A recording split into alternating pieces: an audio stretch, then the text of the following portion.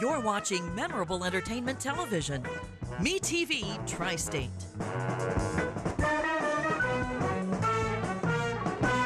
Broke the story on local homestead tax credit fiasco. Expose the Evansville Redevelopment Commission excessive spending habits. Your community watchdog. CityCountyObserver.com is your online community newspaper dedicated to the progress of Evansville and Vanderburgh County. We're a nonpartisan publication providing insight into political issues and events that shape our community. We are a watchdog for you, the citizen. Check us out online, city-countyobserver.com. That's city-countyobserver.com. Tri-State Voices, an open discussion with area leaders on issues affecting communities throughout the Tri-State. Now, here's your host, Mike Woods. Good morning and welcome to Tri-State Voices. Tri-State Voices is jointly sponsored by the City County Observer, WTSN, and Woods & Woods. Every week we interview one of Tri-State's leaders concerning issues that are important to all of us. Today we're honored to have JohnFriend, the president of the Evansville City Council. John is a CPA, and whenever you hear the people on the City Council talking about all the great projects, building ladders to the sky, when they get done with all their hypothesizing, they turn to JohnFriend because he's a CPA, and they try to have him explain how we're going to pay for all this. John, you know, sometimes, and you've even described yourself as a buzzkill, and you kind of take pride in that because you're a really positive guy. You want to see the downtown develop, and you're one of the great supporters of downtown. But when people start talking about all this stuff, you can just see your little calculator going and go, here's what we got to do to pay for it. Well, you know, all economic development has to come from investment, and you have to have the funding to be able to do this. But yet, though, you got to weigh into the fact about the risk rewards that you have. You know, you're going to risk so much money, but when you know that you got this much reward, then it's worth taking. Accountants, just by its very nature, I always said that they're kind of like buzzkills. You know, everybody's excited, especially in sales. You know, sales, we're going to go out and do this, and then you get to bring these bean counters and these buzz killers. You know, and they start saying, well, wait a minute, where are you going to get the funding for this? How are you going to do this? And how you put that in? And then you look at the most thing is what's the return on investment? Okay, today we have a lot of focus on downtown. And when you look at it, within a very short period of time, probably 7 to 8 years, our community, between the Ford Center and the hotel and the IU Med School, okay, is going to approach close to $250 million in downtown. That's a big commitment. And so it's got to pay good dividends. We got to look at dividends on those things. And what will it do? Well, we know one thing is when the studies came in, they say that Evansville, I knew two things, there was 5 things in the study, and 2 came I remember very clearly was downtown should be, number 1, a financial center. Well, it is. We got Old National Bank. It's the largest Indiana-based bank here in Indiana, okay? And so you look at that. The other part was entertainment. And we got the Ford Center now. And we have, I know we got the Victory. We have all that. But they looked at those 2 things. Now we're going to have housing. Now we're going to go to residential housing. When we start bringing a lot of students in, a lot of faculties. And one thing I've found out about it, that the younger folks wanted, they wanted this IU Med to be in downtown. The youth today like urban living. They really do. My daughter moved to Chicago for that very reason. So with these dividends, property value is going to increase. They just will, and they already have. They already started moving up. And we're going to find some great opportunities. I really do. As the property values increase downtown, some of that $51 million you're going to have to spend for the IU Medical Center, are you going to be able to recoup some of that then? Well, when I ran numbers my own way, what I knew, I felt that to get where we need to have the downtown TIF, the property taxes received from the downtown TIF, had to be in the neighborhood of about $10 million. We're sitting now at $6.6 million to get where we need to be. If I cut you off, what is I hear that phrase all the time, the downtown TIF. What does that mean? Let's explain this to you very easily. Back at a certain year, I think it was 1982, they valued all the property in this area called the downtown TIF. And it was X number. It was whatever they say, it was $1 million for all the value. And the general property tax rate that everybody pays, that rate on that value, goes in the general operating fund. It always goes in the general operating. All the value that's increased from that point to now, that segment gets that gets taxed at the same rate, but it doesn't go in the general operating fund. It is earmarked for everything in that TIF area, that downtown area, for the purpose of promoting higher values. Sooner or later, one day, you would say, well, the TIF needs to go away, and you have all that value, then let it go back in the general operating fund. So when one says it doesn't cost you anything in property taxes, that's true, it doesn't. But on the same token, that extra incremental tax does not go into the general operating fund either, it goes into the TIF. So it could help, you know, with the operating costs of the city. But they do that. The legislature felt that this was necessary to try to develop areas that you need to develop. Same way with when you have these enterprise zones, where there'll be no property taxes on enterprise zones, to try to increase economic activity into those areas. Is there any money left in the TIF now with all these projects going on? And I was in favor of all of them, but is there any money left if some other really great project would come along and something along the lines of the IU Med Center? That's going to be a function based upon what the anticipated increase in values of the property around the med school. Keep in mind, the med school, those 4 square blocks we're talking about, would be pulled out of the property tax base. Yeah. You know, so we're going to lose something there. But you hope that every dollar we lose there, we gain 3 or 4 back on the properties around it at that time, or within 6 blocks of it, or whatever else. And then with that, makes up the difference in the property tax bills. But that doesn't happen overnight. It's a progression. So the key is trying to get that. How quick will that happen? Is it going to be 1 year, 3 years, 5 years? And it's always within this short period of time, I call it the near term, that you get heartburn. Because you got to pay the bonds, and you're waiting for those property tax values to increase. You know, and people can only pay that property tax based upon the income that on commercial properties, what it brings. So you're going to have to not just bring residents downtown, because keep in mind they have a 1% cap, don't they, with a homestead credit, correct? Yeah. So on use $100,000, it means I'm only going to pay property taxes on $55,000 at 1%, right? So that's only $550, isn't it? Whereby, if it's commercial property, I want to pay $3,000 on $100,000. See the difference? Mm-hmm. $550, $300,000. So you have to encourage economic activity in the way of commercial property if you really want to get the bang into your TIF areas. And that would mean bringing such like you did. You came down, you bought this office building downtown. And we need to have more commercial activity, and I think we're going to see that. I really do. You know, since I started practicing law, the downtown has really changed. Like, we're in the old jail here. Sure. When I started practicing law, this thing was abandoned and wasn't paying property taxes. Now it is paying property taxes. Yeah, the old Mesker Steel was abandoned over there. It was full of winos, pigeons, and everything else. Now you've got all the Casino Astar.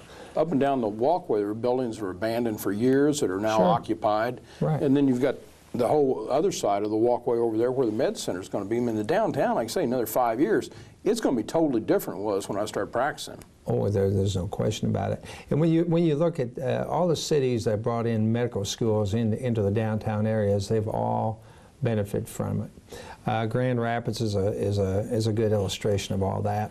It just totally revitalized their downtown, more so than any hotel or any sports arena or anything. That is it, because you're going to bring students in, faculty in, okay, and you're going to have the suppliers into those go big time. Like, for instance, USI, I think an economist told me that generates something like $450 million a year in total economic activity in our community. And now we have the opportunity of having a presence of IU here. I think that you're going to find that we're going to be noticed a little bit more upstate. I've always felt personally that some people up there thought we were part of Kentucky. I joked about that many times. Yeah. You know, they think anything south of US 50 that's going across Vincennes, south of that, wasn't part of Indiana. I don't know. But now we're going to move forward.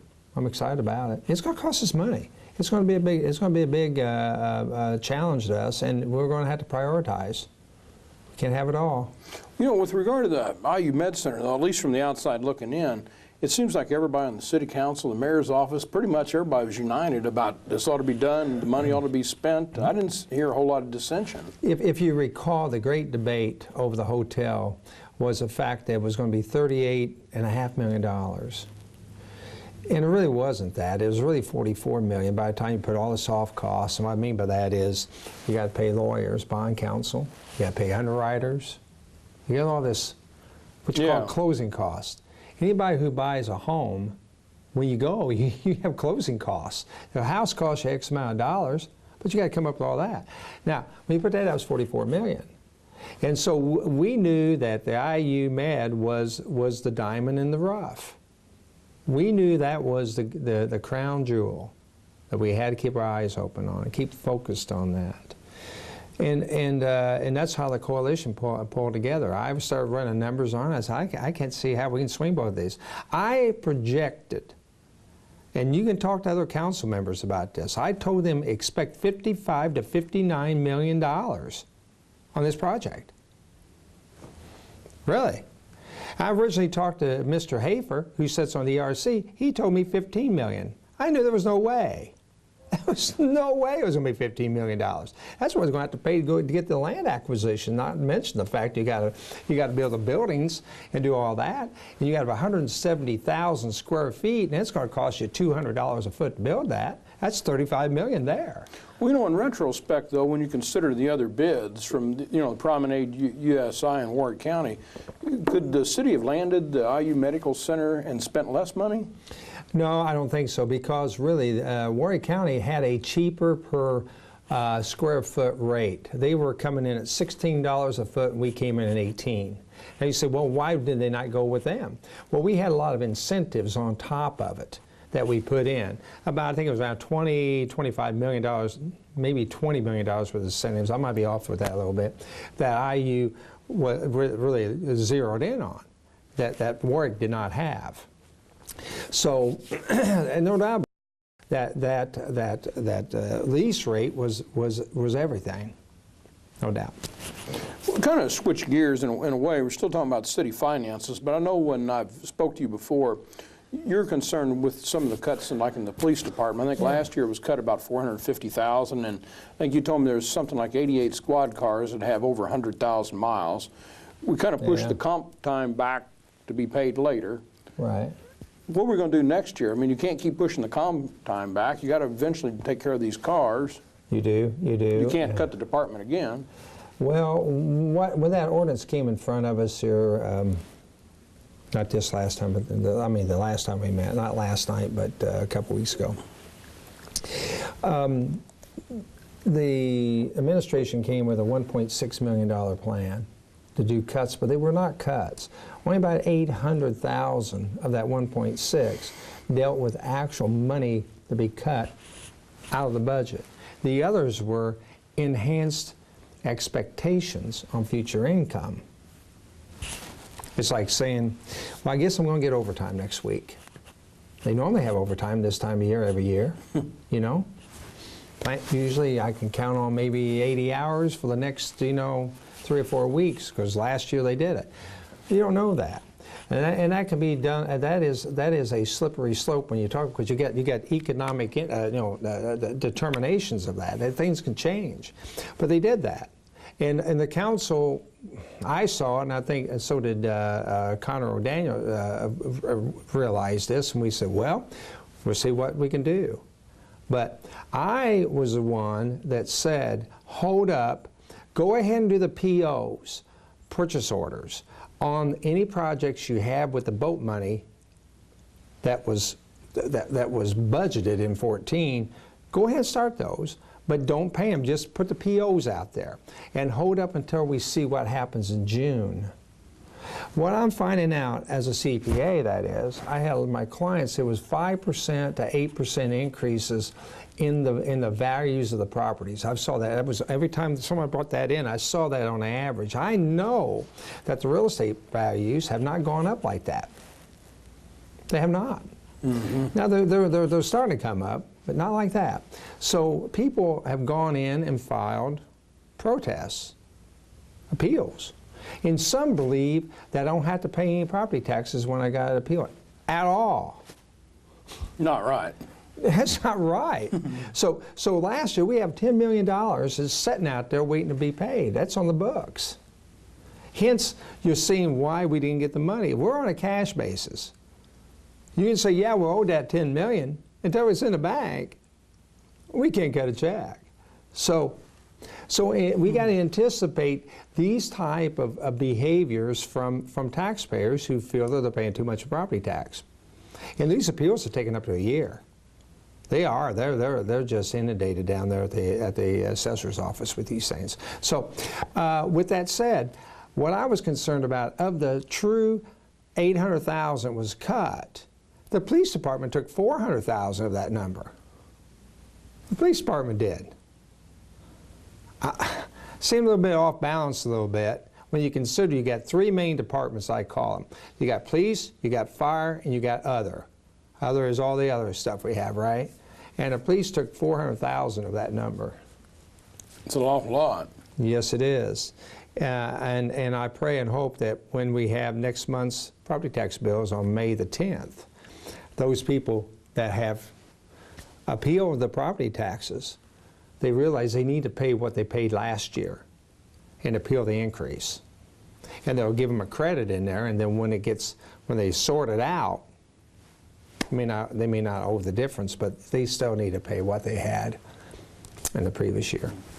Well, you know, one of the sources of funding that the city's become really dependent upon is Casino Astar. Yeah. There was a casino in Harrisburg. I think they were getting about $35 million a month. Another casino opened up, and all of a sudden their revenues dropped about $17 million. There's any number of places around, including Ellis Park, that there may be gambling in the future that could affect Casino Astar. I mean, in the long run, do you think Casino Astar is going to increase the amount that they pay the city, decrease, or where's that going? It's like any industry. An industry has a life, just as we do as humans. They're born, they hit apex, and then they go into the other years. And you have to reinvent yourself when you get on that downside. You reinvent. And that reinvention has got to be a land-based casino. Has to be. What they did over in Cincinnati, they put a land-based in Cincinnati. So why would I want to travel down to Harrisburg? I think, well, Lawrenceburg, it's Lawrenceburg. Why do I want to travel down to Lawrenceburg and go to that casino when it's land-based, different atmosphere, just is. It is. And so that's the reason why they lost all that.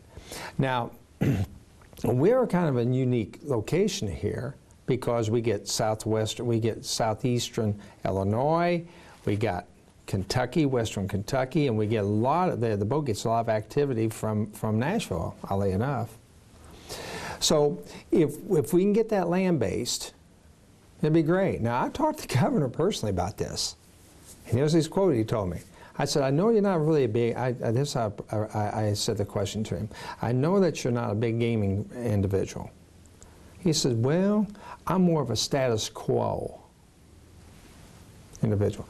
Well, our process is saying that I like it just the way it is. I don't want to expand it. And the legislators up there in Indianapolis, they want to do this, but here again, they got to get support from the governor. And so when you see these things, you know the industry's changing. Ellis Park is moving. Don't be surprised that Kentucky comes in with the racino style of gambling. That's going to be competition to it. That seems like that's just a matter of time. Yeah, it's just a matter of time. It's going to happen. And we became so addicted to the boat money.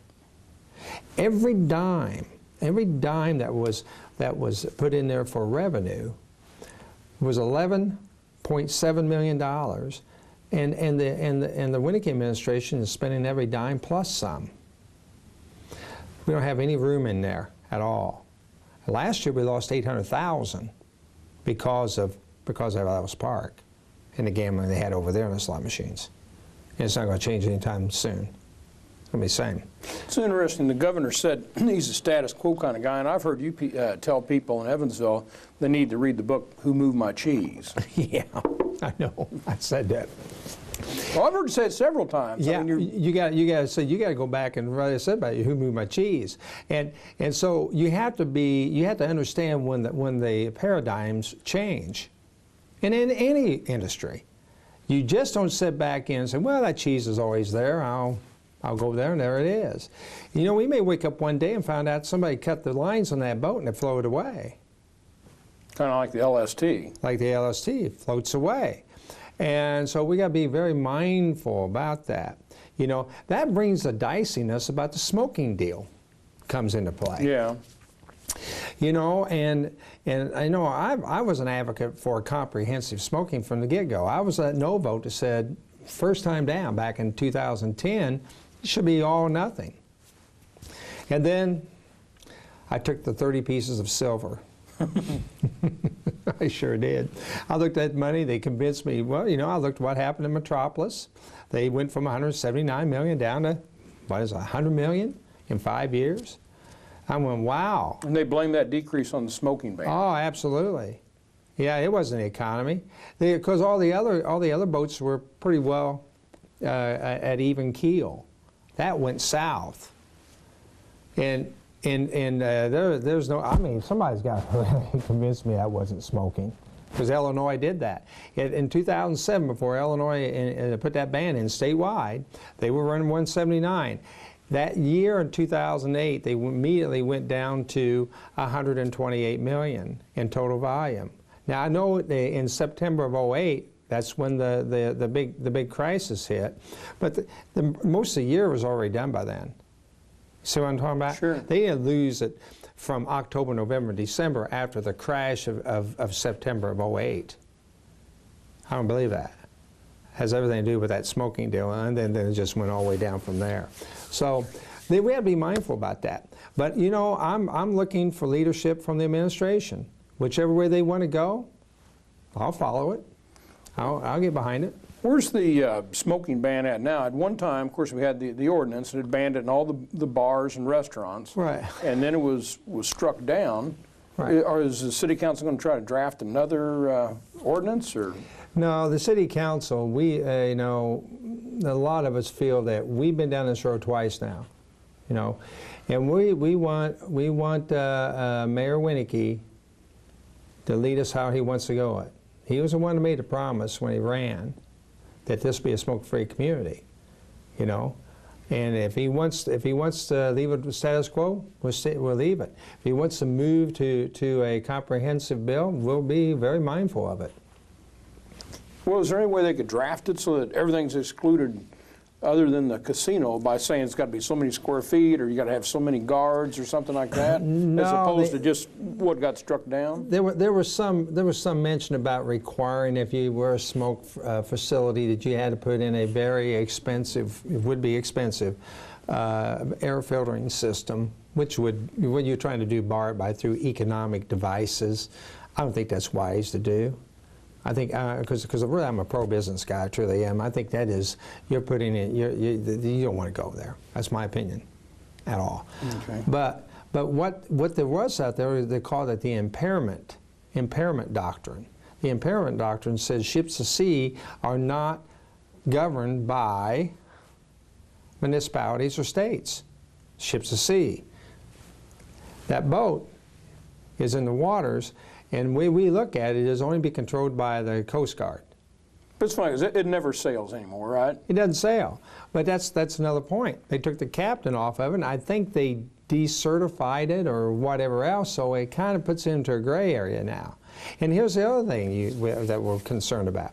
If we get land-based casino in here, okay, We've been indications from Tropicana they will invest millions of dollars in a land-based operation, which would, when you look at it, it would dwarf these two projects we have going on now, the hotel, IU Med, from a standpoint of dollars invested. Yeah. It will be, and that would be exciting for downtown. That kind of hooks the two ends up, if you really think about it. Sure. You got them all the way down at the other end of town, and they have this on the end, and that just fills to the center. You know, and the other thing, too, if they could have a land base, they could move the boat, and you could put the LST down there, and that's what the organization that owns the LST is wanting, because they feel like where they are, they're so secluded down there, nobody sees them. I would say people come here don't even realize they're down there. I mean, you get to go up the levee, back and around the way. So far away, there's no doubt they had it down there. If you had a land-based casino and you had that boat there, you're going to have some people coming in town who'd like to go through it. You have a constant crowd coming in. Yeah. I wonder what's going to happen, though. It's like you say, I don't see land-based casinos happening until Mike Pence is no longer governor. No shot at him, but he's made it clear what his feelings are on that. And so are the people that are in charge of LST, are they going to be patient enough to wait until this eventually happens someday with no promise, no end in sight? Well, obviously, I mean, it'd be total just conjecture if I would come out and say that, but I would say that waiting 2-3 years would not be in their plan. Yeah, it doesn't seem like it. Yeah, it doesn't look like that to me. And even if we went land-based, it wouldn't be until the next 15 legislature goes through. By the time you got the plans together and got the site going, it wouldn't be until probably 2017 before you have that. 16 at best, 2 years, more like 3.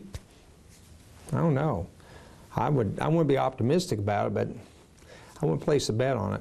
No pun intended. Yeah, it seems like it's going to come out to what Peoria is going to be willing to pledge to them. Absolutely. I mean, pretty much, isn't it? It's going to be that. And that would be a sad ending, really, it would be, if that would happen. Yeah. Okay. Well, they're fighting it the best we can. I don't know what else they can do. I mean, they like I say, they don't like it down there where they are, but the Corps of Engineers is not going to let them move to the end of the walkway where they're wanting to. They've made that very clear. Well, think about this. When the Delta Queen came in town, came in through on the river, they could even dock at Dress Plaza, because the way we designed that riverfront, it's in the channel. And you go over to Henderson, they did a grand job. They got all that opened up down through there, and the boat comes in, docks over there. Okay. Sure does. We've only got about a minute left. I'd just like to ask you just to kind of give a closing statement, what you'd like to say to the voters. And also, I've got to ask you, in that closing statement, there's been a lot of talk about you running for mayor. What's your plans over the next year or two? Well, Mike, thanks for asking me about that. I've been weighing into all this, and you know, it's a big commitment. And you have to consider there's a lot of other people that my decision would affect. So, like, for instance, I have a great practice. I've been a CPA for 35 long years, and I've got a lot of families in my firm that would be affected by this, and I've got to be mindful about that. That's the responsible thing to consider. The other side, obviously, the impact on my family, especially my wife. You know, I want to make sure my key still works when I come home at night. Those things, you know. So obviously, I got to weigh into that. And to make sure that even if I would decide to do it, it would be a wise thing for the community. You know, would I get support from it?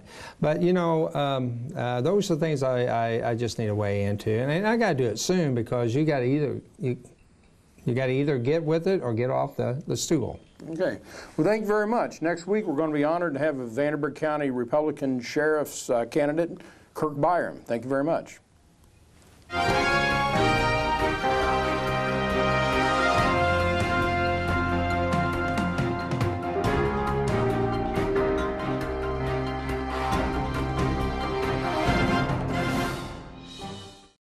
This year in the Tri-State, 1 out of 8 people will be in an accident. Would you know what to do? Call Woods & Woods. They'll get you help. When you call Woods & Woods, you are not a statistic. You are our client, and we will fight to get the money you deserve. And that's what Mike did.